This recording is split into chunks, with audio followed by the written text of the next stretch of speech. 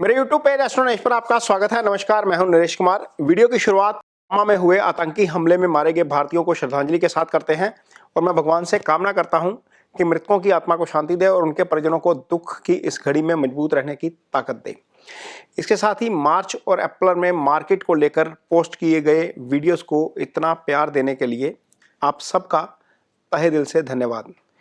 यदि आपने ये वीडियो नहीं देखे तो मैं डिस्क्रिप्शन बॉक्स में इन वीडियोस के लिंक जो हैं वो शेयर कर रहा हूं।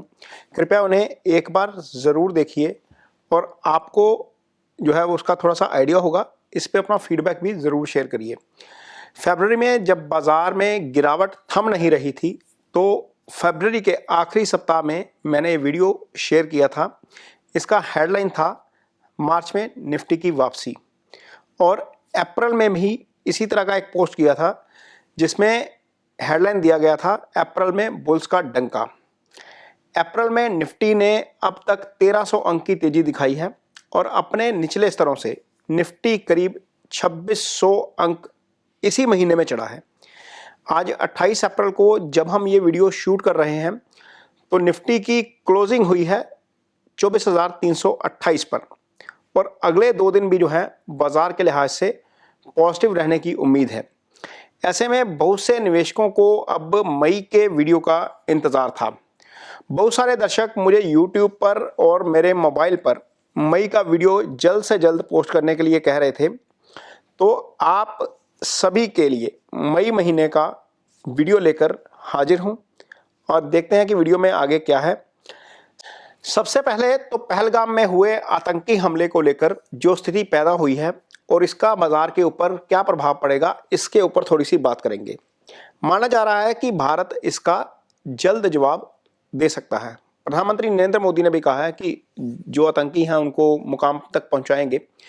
इसका प्रभाव भी बाजार पर पड़ेगा। लेकिन यदि हम कारगिल का युद्ध देखते हैं और इसके बाजार के ऊपर प्रभाव को देखते हैं तो ये युद्ध शुरू हुआ था 3 मई 1999 को।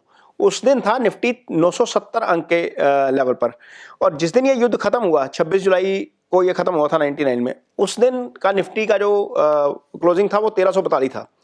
तो यानी कि टोटल यदि कारगिल को देखें तो ये 35% कारगिल के दौरान ही बढ़ गया, निफ्टी 35% बढ़ गया। लेकिन खैर उस दौर में और आज के दौर में बहुत अंतर है। फिर भी एस्ट्रो साइकिल को देखें तो भारत की कोई भी प्रतिक्रिया राहु के राशि बदलने के बाद हो सकती है। राहु वैसे तो 18 मई रात्रि यानी कि 19 मई को राशि बदलेंगे, लेकिन जो ट्रू राहु है, ये ट्रू और मीन 2 राहु होते हैं जो डिफरेंट डे पे राशि बदलते हैं। उसका जो परिवर्तन है ट्रू राहु का वो 29 मई को होगा। इस राशि परिवर्तन के साथ ही मीन राशि में जो शनि गोचर कर रहे हैं उनका 6-8 एक्सिस बन जाएगा केतु के साथ। इसको बोलते हैं षटाष्टक योग, यानी कि 5 पे केतु होंगे, 12 पे शनि होंगे, ये दोनों एक दूसरे से 6-8 की पोजीशन में होंगे। ये टकराव बढ़ाने वाला योग है क्योंकि केतु झगड़े का कारक है एक तरीके से। लेकिन इसके 8 दिन बाद ही, यानी कि 29 मई के 8 दिन बाद ही जून 7 को मंगल भी केतु के साथ आ जाएंगे। मंगल इस समय कर्क राशि में गोचर कर रहे हैं, ये सिंह राशि में आ जाएंगे। सिंह राशि फायरी साइन है। फायरी साइन में आने के बाद जैसे ही केतु के साथ युति करेंगे, केतु और मंगल दोनों ही षटाष्टक में हो जाएंगे। ये स्थिति और ज्यादा खतरनाक हो जाएगी लड़ाई झगड़े के लिहाज से। यदि मैं बात कर रहा हूं, ये नहीं है कि जरूरी पाकिस्तान इंडिया का ही होगा, कहीं और पर भी हो सकता है। इसलिए मई के दूसरे हाफ में समझदारी के साथ ही काम करना पड़ेगा।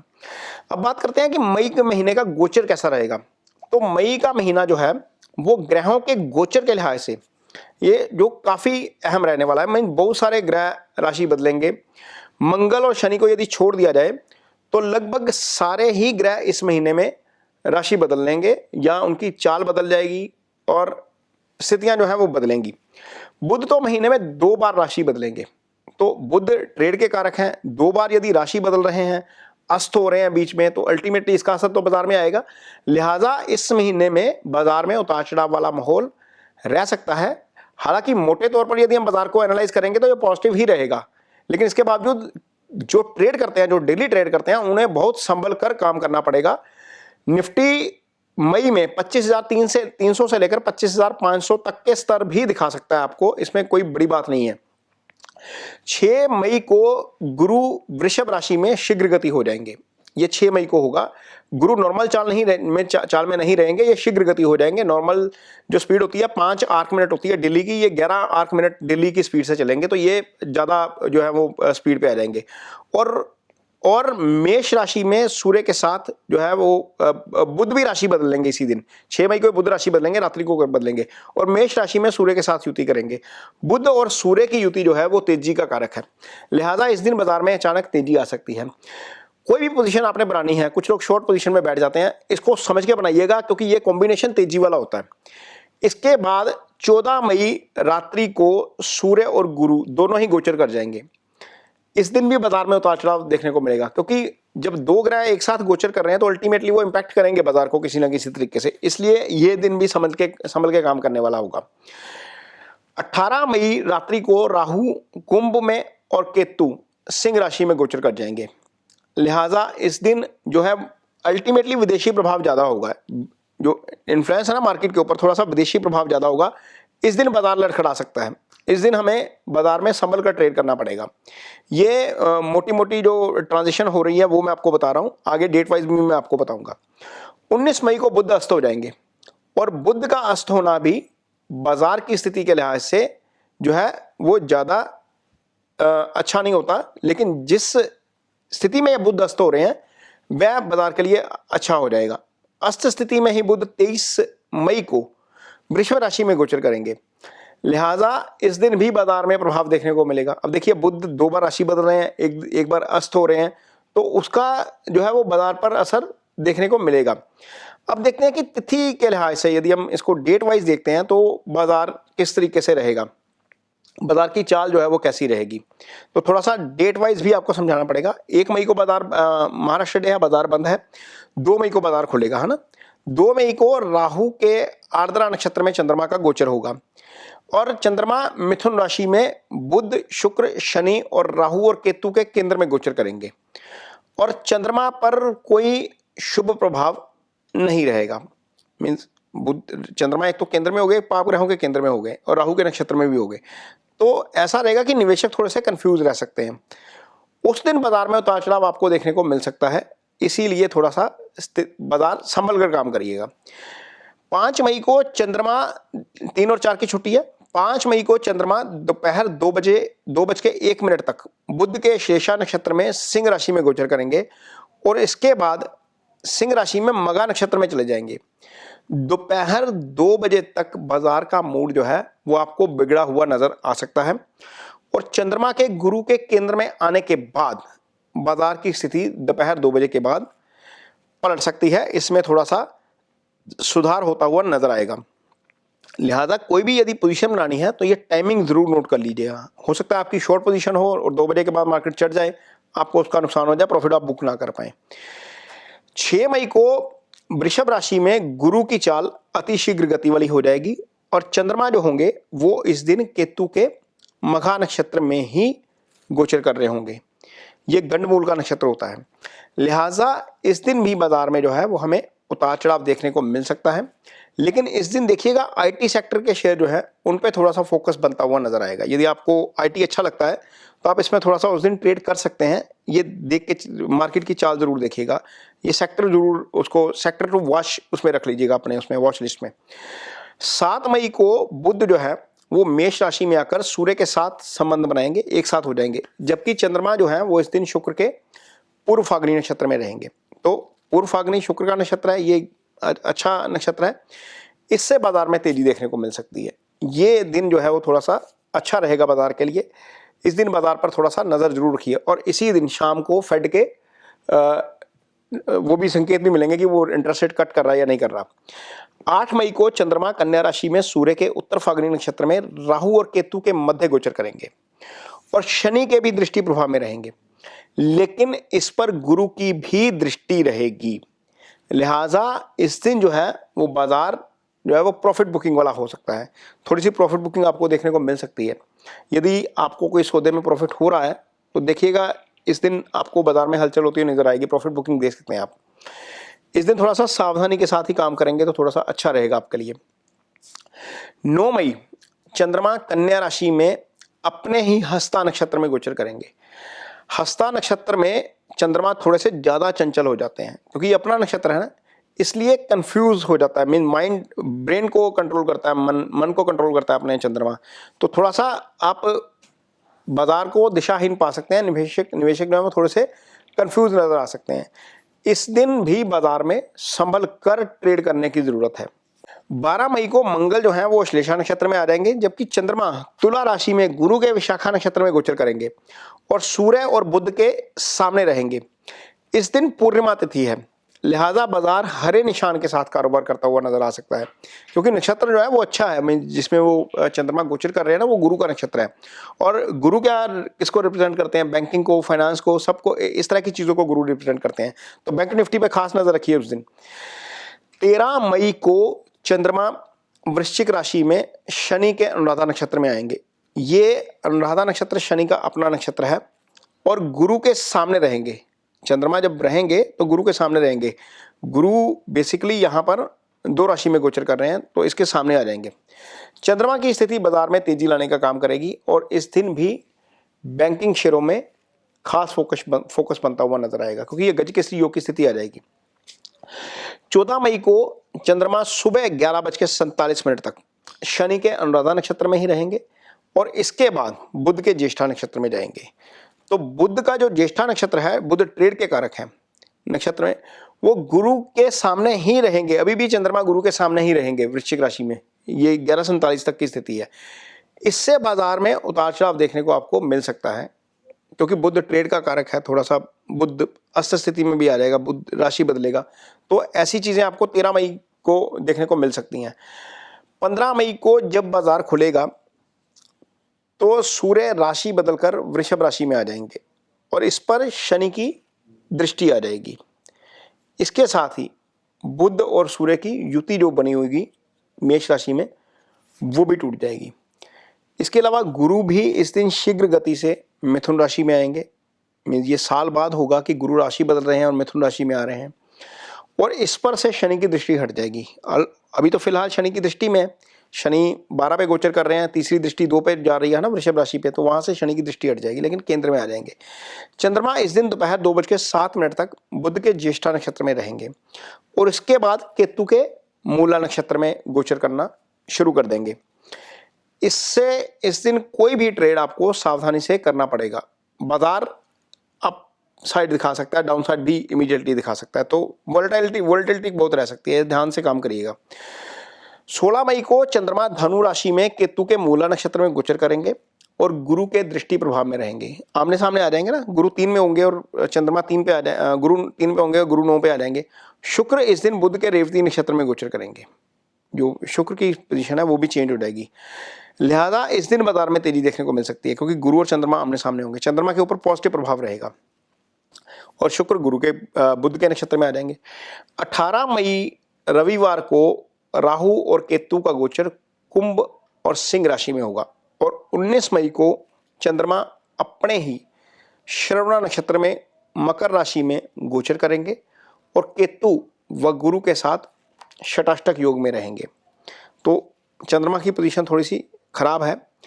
इसी दिन बुध पूर्व में अस्त हो जाएंगे। बुध पूर्व में अस्त होना वैसे अच्छा होता है इस दिन, और खासतौर पर इस राशि में जहां पर ये अस्त हुए हैं, और इस दिन बाजार में भारी उतार चढ़ाव देखने को मिल सकता है। चंद्रमा की पोजीशन है, षटाष्टक की स्थिति है, बुध अस्त हो रहे हैं, ये कॉम्बिनेशन इस तरह की ये थोड़ा सा उतार चढ़ाव लेके आ सकता है।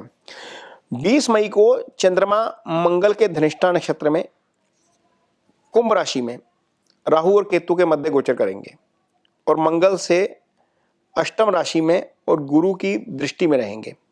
लिहाजा जो बाजार है इस दिन भी थोड़ा सा दिशाहीन रहेगा, बहुत ज़्यादा दिशा बाजार को नहीं मिल पाएगी। इस दिन भी कोई ट्रेड करना हो तो आपको थोड़ा सा सावधानी के साथ ही करना पड़ेगा। 21 मई चंद्रमा कुंभ राशि में रहेंगे, सतभिषा नक्षत्र में गोचर करेंगे। ये राहु का गोचर है। चंद्रमा राहु केतु के मध्य ही रहेंगे। जब चंद्रमा मन का कारक राहु के नक्षत्र में है, राहु केतु के मध्य में है, तो बाजार जो है वो थोड़ा सा कंफ्यूज रहेगा, उतार चढ़ाव आ सकता है।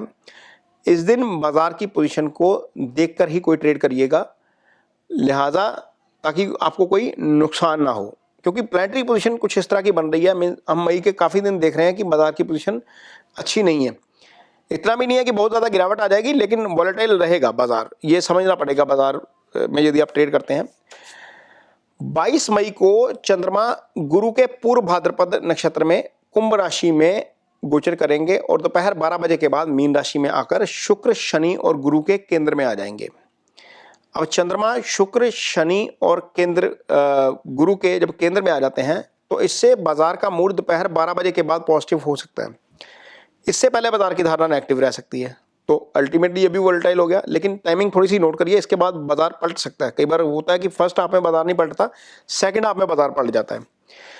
23 मई को दोपहर 1 बजे तक बुध वृषभ राशि में आकर सूर्य के साथ युति करेंगे, जबकि चंद्रमा इस दिन शनि के उत्तर भाद्रपद नक्षत्र में शनि के साथ ही रहेंगे। इससे बाजार में थोड़ी सी स्थिरता आ सकती है। जो वोलेटिलिटी पिछले नजर आ रही थी ना, वो थोड़ी सी आपको स्थिर होता हुआ नजर आएगा। और जो मेटल के शेयर हैं, जो रियल्टी के शेयर हैं, उनमें आपको थोड़ा सा फोकस बनता हुआ जो है वो नजर आएगा। इसको देखिएगा ध्यान से, इसको बाजार को इस दिन भी फोकस करिएगा। 25 मई सूर्य रोहिणी नक्षत्र में रहेंगे और इसके अगले दिन 26 मई को जब बाजार खुलेगा तो चंद्रमा सूर्य के कृतिका नक्षत्र में आ जाएंगे और मंगल के केंद्र में गोचर करेंगे। मंगल जो है वो चंद्रमा के केंद्र में आना एक तरीके से अच्छा है, लेकिन चूंकि चंद्रमा के ऊपर कोई शुभ प्रभाव नहीं है, इसलिए बाजार में गिरावट देखने को मिल सकती है। हालांकि जो पब्लिक सेक्टर के शेयर होंगे, जैसे PSU कंपनीज हैं, उसमें तेजी का रुख जरूर बन सकता है। कई बार क्या होता है, कुछ शेयर चढ़ रहे होते हैं, बाजार गिर रहा होता है, तो ये स्थिति 26 मई को आप देख सकते हैं कि बन सकती है। उस दिन देखिएगा। 27 मई को अमावस्या है और चंद्रमा और सूर्य दोनों ही इस दिन सेम रोहिणी नक्षत्र में रहेंगे, क्योंकि एक ही साथ आ जाएंगे ना, लगभग एक ही डिग्री पर। और अमावस्या के दिन बाजार की चाल जो है वो बहुत अच्छी नहीं रहती। चंद्रमा पर शनि की दृष्टि के साथ साथ केतु का भी केंद्रीय प्रभाव रहेगा। इस दिन बाजार में गिरावट देखने को मिल सकती है। 27 मई को खास ध्यान रखिएगा, 27 मई गिरने वाला दिन लग रहा है। इस दिन संभल कर ट्रेड करेंगे, मार्केट को देखकर ट्रेड करेंगे तो ज़्यादा बेटर रहेगा आपके लिए। कई बार होता है ना कि 15 मिनट का जो है वो कैंडल देखिए, 1 घंटे का कैंडल देखिए, तो 27 मई ऐसा है, थोड़ा सा कैंडल वैंडल देख लीजिएगा। 28 मई को सूर्य और बुध एक साथ रोहिणी नक्षत्र में रहेंगे, यानी कि नक्षत्र संबंध बन जाएगा। और चंद्रमा इस दिन मंगल के मृगशिरा नक्षत्र में वृषभ राशि में गोचर करेगा और दोपहर 1:36 पर मिथुन राशि में आएगा। लिहाजा जो 1:36 के पहले का समय है ना, वो बाजार के लिए अच्छा है।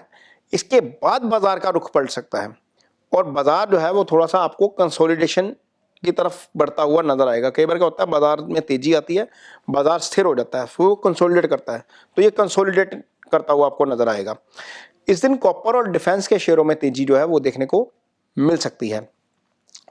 29 मई के दिन में चंद्रमा मिथुन राशि में गुरु के ऊपर से गोचर करेंगे। ये अगेन गजकेसरी योग वाली स्थिति बन गई, और लेकिन रहेंगे मिथुन राशि में आर्द्रा नक्षत्र में।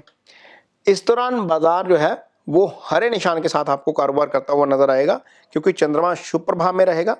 हालांकि शनि का केंद्रीय प्रभाव रहेगा इसके ऊपर, क्योंकि शनि 12 राशि में है तो केंद्रीय का प्रभाव रहेगा, लेकिन चूंकि गुरु के साथ है, गुरु के ऊपर से है, और इस दिन बाजार अच्छा रह सकता है और बैंकिंग शेयरों में तेजी देखने को मिल सकती है। 30 मई को चंद्रमा गुरु के पुनर्वसु नक्षत्र में गुरु के ही ऊपर से गोचर करेंगे। अब ये देखिए, पहले राहु के नक्षत्र में थे, फिर गुरु के नक्षत्र में ही गुरु के ही ऊपर से, यानी कि पॉजिटिव हो गया है ना बाजार।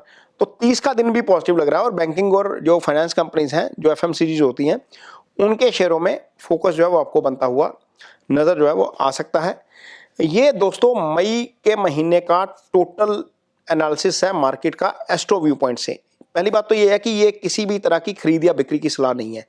कोई भी यदि आप इन्वेस्टमेंट करते हैं तो इसको अपने निवेश सलाहकार के साथ सलाह करके ही करें। इस वीडियो को देखकर यदि आप कोई इन्वेस्टमेंट करते हैं तो उसको उसमें कोई नुकसान होता है तो मैं या मेरा चैनल इसमें जिम्मेदार नहीं है। ये डिस्क्लेमर आपको वीडियो के शुरू में भी मिल जाएगा, लेकिन ये वॉइस में भी यानी कि देना जरूरी बनता है।